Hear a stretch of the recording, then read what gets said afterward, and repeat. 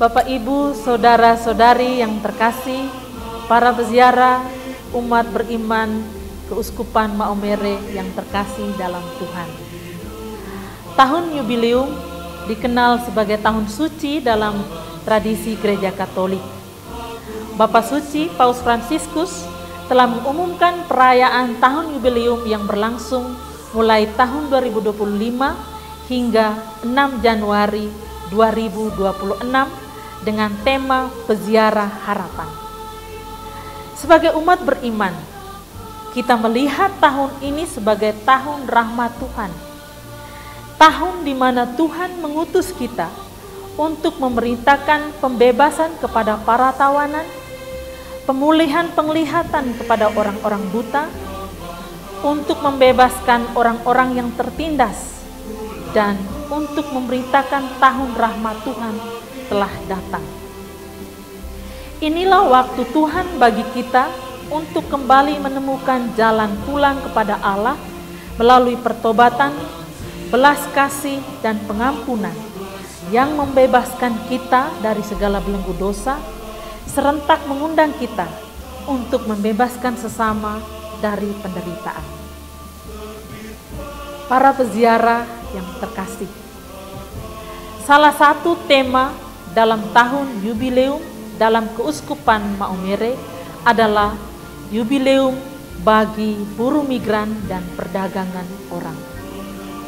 Kita sadar bahwa saat ini kita berada pada satu situasi dunia yang penuh dengan berbagai tawaran yang menarik, tapi juga tantangan yang cukup pelik.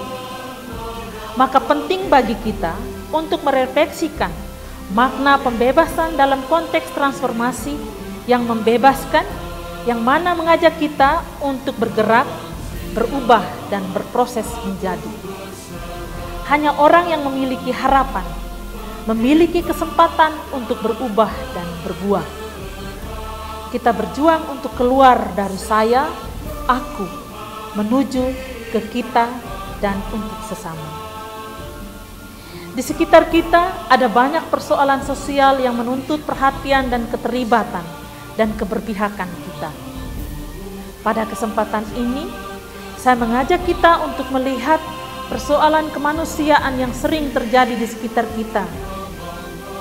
Yang sering kita menanggapinya itu sebagai hal yang biasa dan enggan untuk menolong sesama. Masalah kekerasan dalam rumah tangga, kekerasan seksual, migrasi yang tidak aman, dan kejahatan perdagangan orang adalah bentuk kejahatan yang merendahkan citra Allah itu sendiri. Seringkali para penguasa atau pelaku kejahatan menempatkan sesama manusia sebagai objek yang dapat diperjualbelikan dengan nominal tertentu. Perbuatan ini sering menyasar pada kelompok-kelompok yang rentan dan berisiko, seperti kelompok perempuan, anak-anak, dan juga laki-laki yang hidup dalam kemiskinan dan tidak cukup berpendidikan. Sadar atau tidak, realitas ini sering terjadi dalam kehidupan kita dan menuntut kehadiran dan keterlibatan kita. Menjadi pertanyaan bagi kita, apakah kita mau terlibat dalam persoalan kemanusiaan ini? Apakah kita memilih diam atau takut mengambil risiko? Jika demikian, apakah makna tahun rahmat Tuhan ini bagi kita? Para peziarah yang terkasih, belajar dari cara hidup orang Samaria yang murah hati, kita berdoa memohon rahmat belas kasih dari Tuhan untuk senantiasa menguasai hati kita, agar kita senantiasa dikuasai olehnya dan membantu kita untuk tergerak dan menunjukkan bela rasa kepada sesama yang menjadi korban kekerasan, mereka yang kurang beruntung dalam kehidupan sosial, dan mereka yang miskin, baik secara materi maupun rohani. Paus Fransiskus mengatakan bahwa gereja dipanggil untuk memulihkan martabat manusia yang terluka. Karena itu gereja hadir, terlibat dan bergumul dalam persoalan-persoalan kemanusiaan. keterlibatan gereja adalah ungkapan kepedulian dan keberpihakan pada nasib sesama manusia, terutama mereka yang miskin, menderita, terasing, tertindas, dan terbuang. Mereka itu diantaranya para migran, pengungsi, korban perdagangan manusia, korban kekerasan seksual, korban kekerasan dalam rumah tangga. Panggilan kita untuk menolong mereka yang menderita bukan hanya merupakan kebajikan moral, tetapi juga terutama merupakan kebajikan ilahi yang berpusat pada iman, harapan, dan kasih. Sebagaimana Yesus berkata kepada kita, apapun yang kamu lakukan terhadap salah seorang saudaraku yang paling hina ini, itu kamu lakukan untuk aku. Sebab ketika aku lapar, kamu memberi aku makan. Ketika aku haus, kamu memberi aku minum. Ketika aku telanjang, kamu memberi aku pakaian. Ketika aku seorang asing, kamu memberi aku tumpangan.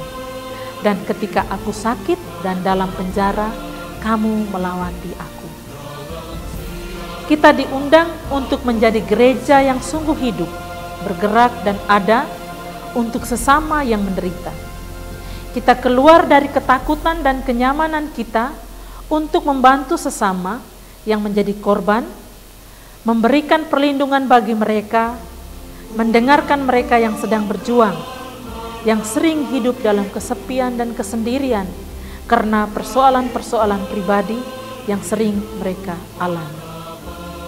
Ketika kita membuka mata hati dan telinga bagi orang lain, kita menjadi berkat bagi mereka yang membutuhkan. Dengan demikian, kita telah menjadi alat pembebas Tuhan bagi sesama yang membutuhkan.